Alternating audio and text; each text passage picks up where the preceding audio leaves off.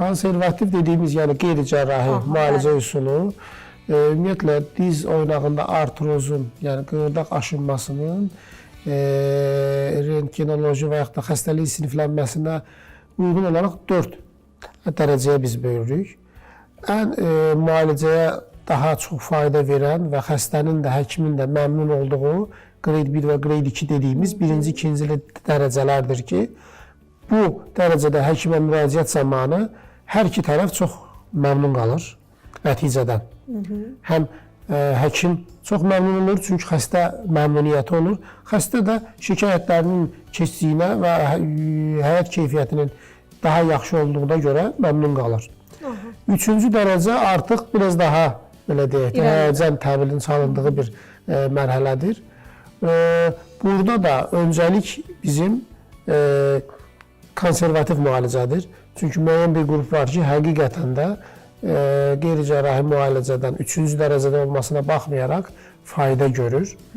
3-cü dərəcədə konservativ müalicədən fayda görməyən xəstələr və 4-cü dərəcəyə aid edilən xəstələr adətən cərrahi müalicə tövsiyə edilir. Çünki artıq onlara konservativ müalicənin fayda verəcəyi düşünülmür. Həmin bu konservativ deyəndə inyeksiyon prosedurlar və s. bunlar da... Konservativ müalicə xəstələrimizə təyin edərkən, mən həmişə xəstələrlə danışarkən burada xəstələrə bildirdiyim həm həkimin üzərinə düşən öhdəliklər olur, həm xəstənin üzərinə düşən öhdəliklər olur.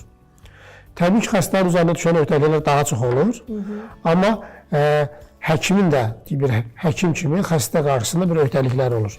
Bunlar nələrdir? Bunları biraz daha geniş istəyirəm məlumat verim. Həkimin öhdəliklərindən birincisi xəstəyə düzgün müalicənin təyin edilməsidir.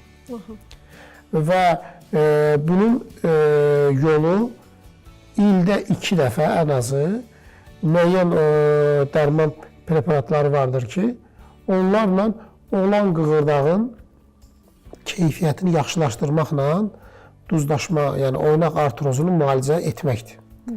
Həmişə xəstələr deyirəm, düşünməyin ki, bu edəcəklərimizdən sonra yeyilən qığırdaqlarınızı geri qayıdacaq. Elə bir şey yoxdur.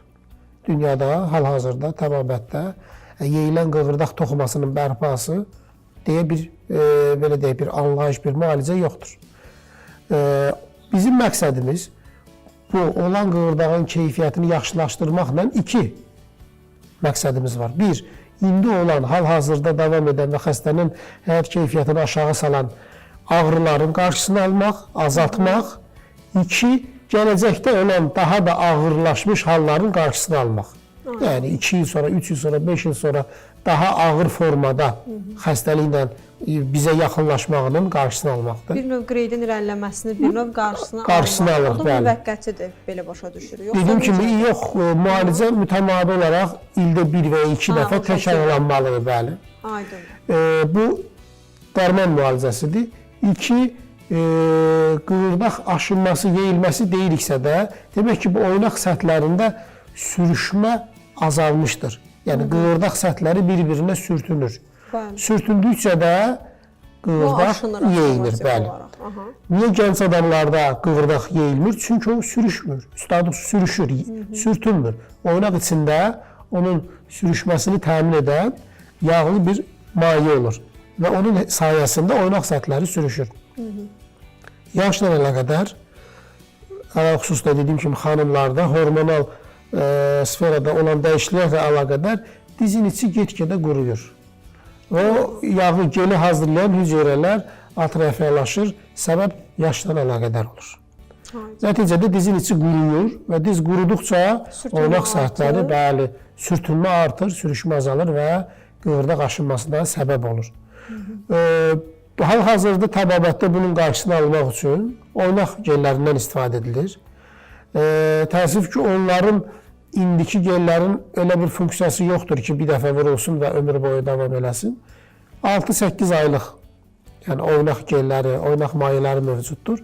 O xəstələrimiz o müddətdən bir gəlir inyeksiya şəklində diz oynağın içərisinə o gel vurulur və sürüşmə təmin olunur. Bununla da dediyim kimi sürtünməni aradan qaldırırıq və xəstənin oynağını bu şəkildə də ömrünü uzadırıq.